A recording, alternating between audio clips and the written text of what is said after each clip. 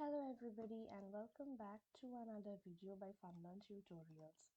In today's video, I'm going to be moving on to a topic of consumption theory. So basically I'll be using this page for both consumption and production theory. But in today's video, I'm going to be talking about one particular notion or idea in consumer theory, and that is the duality in consumption theory or consumer theory. So basically we are going to talk about duality of consumer theory. Now there are a couple of ways to look into this problem.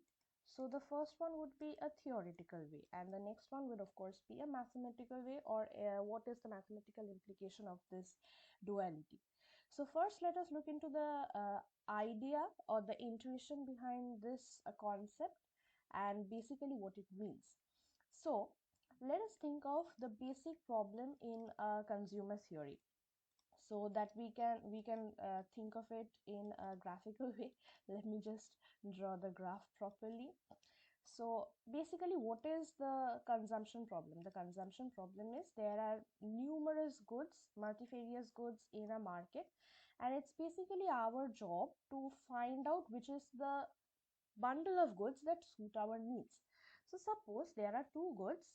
Suppose I take X on the horizontal axis, which is a good X basically. So let me just write that down.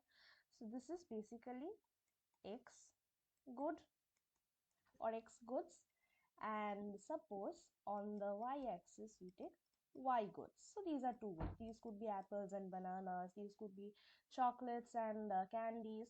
These could be anything. And suppose let me also mark the origin, right?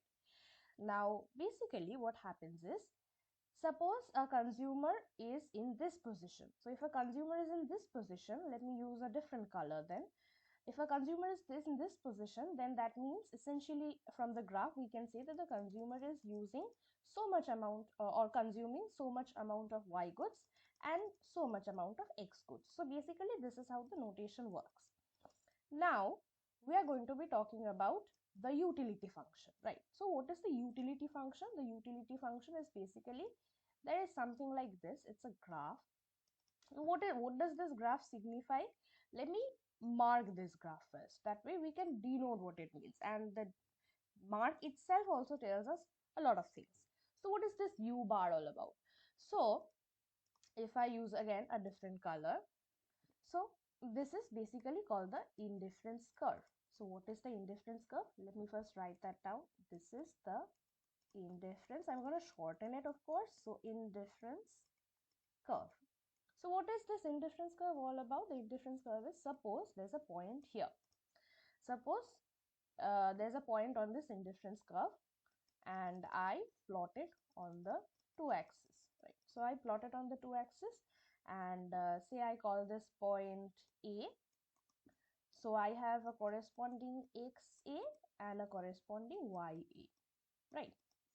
And I take another point, right? So there's a point A, that's all right, but I take another point, say B, and I plot the point B on the two axes. So I have XB and I have YB. What is the idea of indifference curve? The idea of indifference curve is, if I buy this much amount, so this is one amount of goods, right? So I go to the market and I buy, say, 10 kgs of, okay, let me give you an example. Say X goods are chocolates and Y goods are, say, candies, right? So these are candies. So those are chocolates, the X's are chocolates and Y goods are candies. So suppose I buy 10 chocolates and I buy 15 candies, right? And that they make me happy. Suppose I like chocolates and candies, and suppose they make me happy. So that this bundle of, it's called a bundle because there are many goods in a particular bundle, so we call them bundles. So this bundle of 10 chocolates, so 10 chocolates and 15 candies, they make me happy, right? This utility, where is this U coming from? U means utility. Now in simple terms, to an economist it means utility or satisfaction, but to someone who's not very aware of what utility means, it actually means happiness, right? So always think of utility as happiness. What gives me happiness? That is my utility, right? So 10 chocolates and 15 candies make me happy. Suppose, right?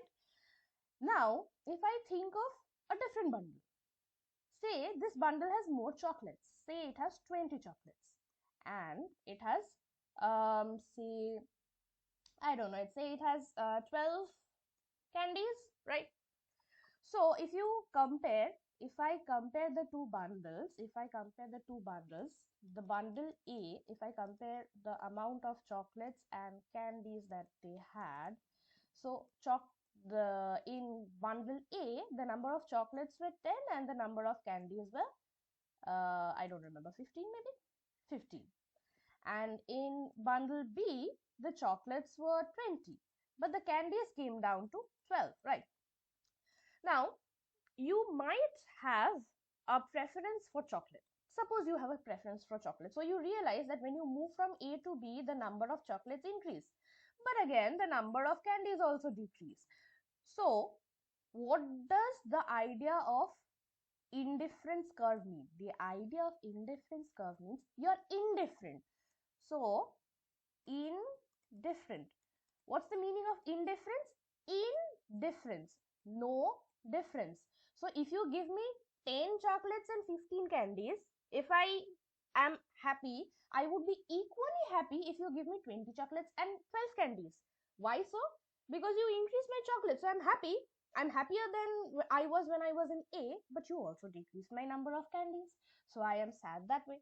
So my addition of 10 chocolates were compensated by my removal of 3 candies. So this idea is called indifference. So when this happens, if there are two such bundles where I am indifferent between the two bundles, that is one compensates the other, the increase in one compensates the other, then those are called these points are said to lie on an indifference curve. So this is called the indifference curve. Why did I put a bar beside a bar on top of you? There's a common notion where you put a bar above things that don't change or things that are constant. So here my happiness remains the same. I would be equally happy if I were here. If I change the color of the pen, I would be equally happy if I were here. That is consuming very less chocolates, right? X chocolate. So this would be very small, but this would be very large. So I am consuming very few chocolates, but many number of candies. But I also would be equally happy if I were consuming a large number of chocolates but very few candies.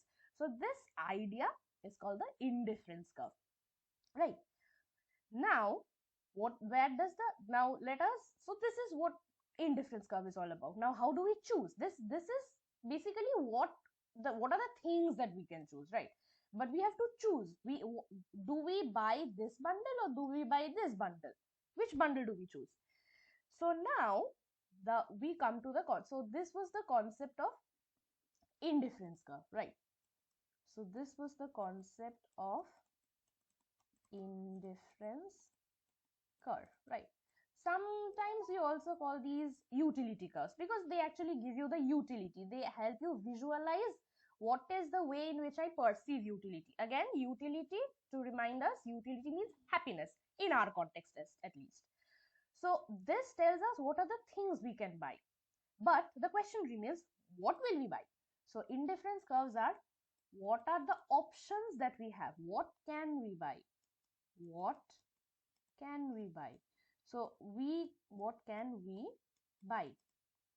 So if I were to choose this point or this point, they would all make me equally happy, right? As per the notion of the indifference curve, they would all make me equally happy. So the question again, which one do I buy? What can we buy? Now the question is, which one finally do we buy? So the question becomes, if I go right here, what do we buy? Right? What do we buy? So for that, we will start a different concept which is called the budget, right? So for What are the choices that we have? We look at indifference curve. But for what do we buy finally? Because it's a consumer theory, right? We need to buy at the end of the day. We look into a concept of budget. So in next video, we'll be talking about the budget.